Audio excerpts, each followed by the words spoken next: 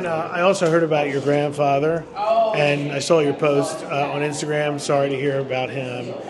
What was your fondest memory of him? I know he touched a lot of people, especially in government with his government service. That's a very kind question to ask, and thank you for saying that. I think this is the first time I'm even talking about my grandfather. I called him Dad A, my grandfather's passing in any interview. So, yay. No, it was a super hard loss. I really love and respected, always will love and respect my grandfather. And he was a phenomenal man who did so much good for our country. He single-handedly saved the lives of 31,000 people in Vietnam right before Saigon fell.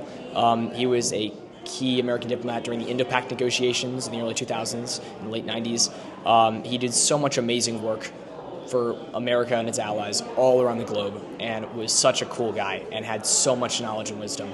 I think one of my favorite memories, it's really hard to pin down just one, because for the past 4 or 5 years, a few times a week, every week, unless we were like out of town, I would go over to his house and we'd just talk for hours, and he was such a fun and funny guy to talk to. He was also so multifaceted. He was so interesting. I think just getting to talk to him about his memories and the things he'd experienced and the things he'd done around the world was always so fascinating.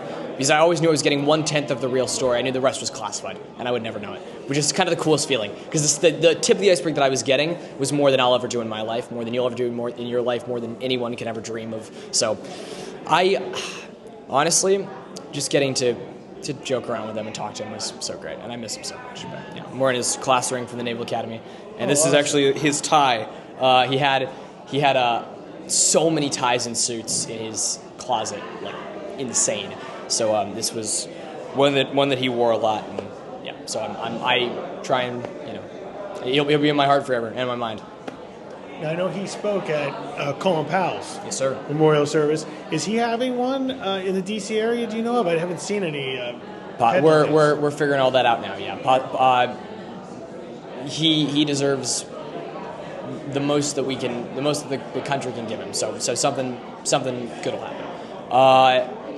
But no, he was truly a phenomenal man. He and General Powell were very, very close, and I mean, it's so insane. Like, I got to meet General Powell through him, and I have a photo of myself as 5-6-year-old shaking the hand of General Colin Powell, one of the coolest people ever.